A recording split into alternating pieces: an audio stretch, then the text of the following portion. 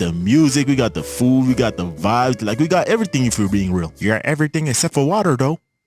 Growing up as a Congolese/Angolan in South Africa is actually pretty dope. I've met many Congolese and South Africans whom I still call friends to this day, but I wouldn't say being African doesn't come with its challenges, bro. Especially being a foreigner at that. There will be times you just have to wake up on a random Tuesday at 12 a.m. to prep up as fast as humanly possible so that you can line up at Home Affairs. If you don't know what Home Affairs is, it's a place where they manage South African citizenship and immigration, like issuing IDs, passports, visas, permits, etc. And bro, these lines be long as hell. Like, True, man. I remember that time that I was once placed on a line in Home Affairs, and man, I waited for my ID, man. It took time, man.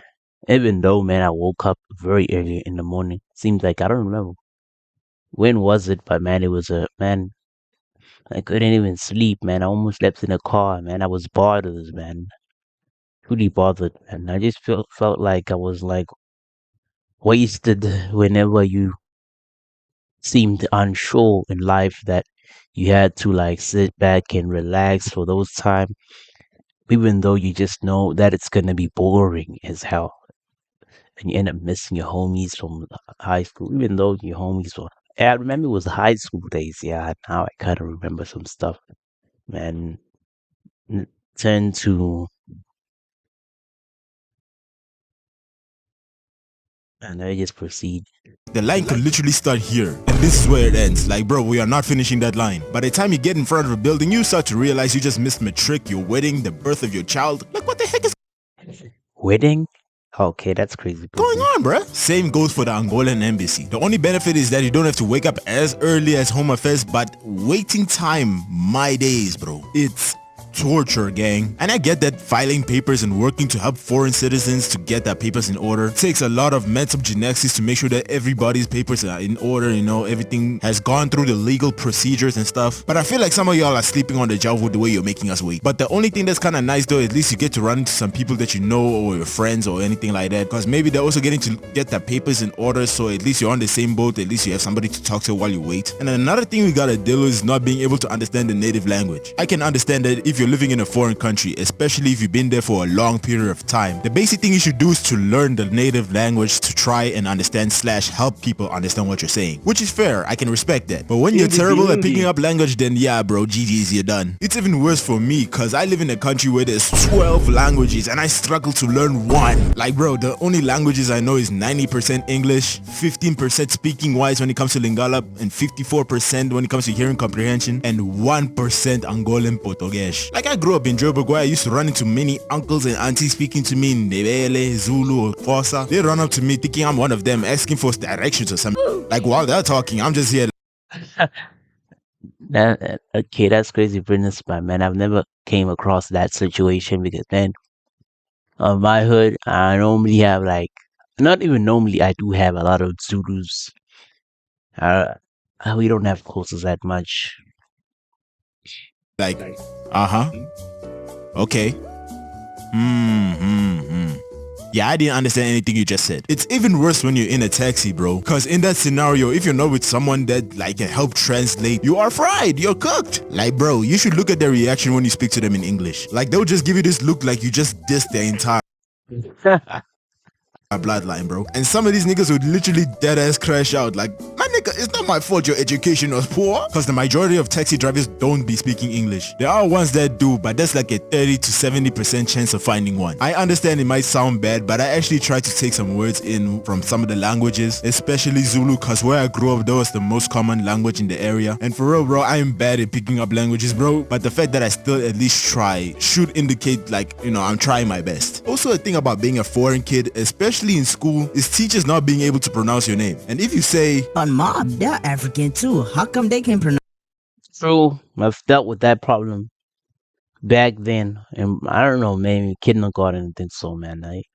Problem. It. First of all, don't be dumb. Second of all, my name is hard to pronounce for most people. What's worse is that my name is not the traditional name-surname structure. I have 3 names and then my surname. And the third one ain't even government official, but only, and I mean only, my family and people that are acquainted with my family can call me by my third name. But the only benefit is my last name, which is which is the only name that is easier to pronounce for most people. And also, this is the only name I'm gonna give y'all guys. If you're expecting a full name reveal, well, boo-hoo, nigga. I was moving a lot as a kid, so each of the primary schools that I registered in, my parents made sure to put my last name as my first name and one of my 2 government official names as my last name. This helped the teachers and others that can easily call out my name, so you know it doesn't create any complications. But for some reason, my parents forgot to do this when I was entering high school. So when it came for teachers to read out my name in the class register, they be wondering why the hell my name be looking like a mythical activation that came out of Harry Potter, bro. Tabo. Present. Okay, Ama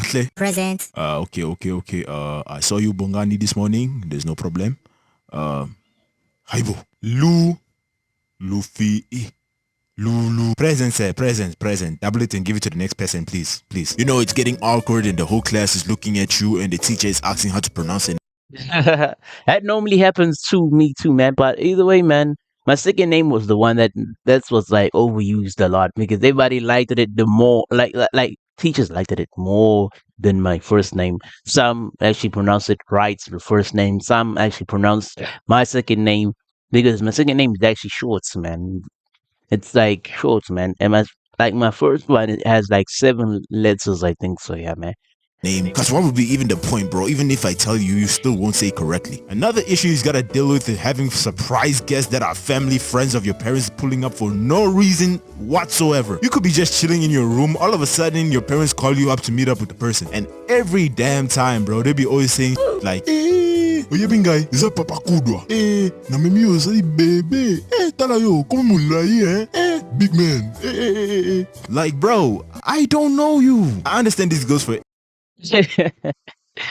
Damn, man. every race and ethnicity, but not gonna lie, bro, Congolese uncles take the cake with this one, bro, because they would just exaggerate that shit to the ends of the earth, man. And when it comes to like guests pulling up the house, is either there's a party going on or your parents' friends decided to pull up, because your parents' friends just decided to pull up and talk about the economic state of the world, which the topic is just 90% about Congo or anything African related. And especially when it's a party, bro, because if you're Congolese, you can definitely relate to what happens there. The uncles talking like they're about to throw hands, but really they're just vibing. The aunties helping out moms and the sisters in the kitchen cooking with the good eats, you know, while they're gossiping and giggling about some random stuff. Congolese songs blasting out the speakers, playing Kofi Olomide or Ada Fali Ipupa, 2 of the goats. And for the kids, they be just hanging out. If they ain't being called out to help in the kitchen or being in a non-interesting talk with the uncles, they just be socializing. It's dope if you're with people you know, like your cousins or family and friends, because we all know what the kids be doing when they come together and decide to go out for a walk. 9 times out of 10, they be smoking that pipe. Or truth if you're a lame ass nigga. Of course, you gotta make sure to sober up and hope nobody at the party catch on. Because if they do, get ready to stay inside the house and watch everybody eat, because you're not getting a plate, bro. Either that or they just beat your ass in public. And there'll be other stuff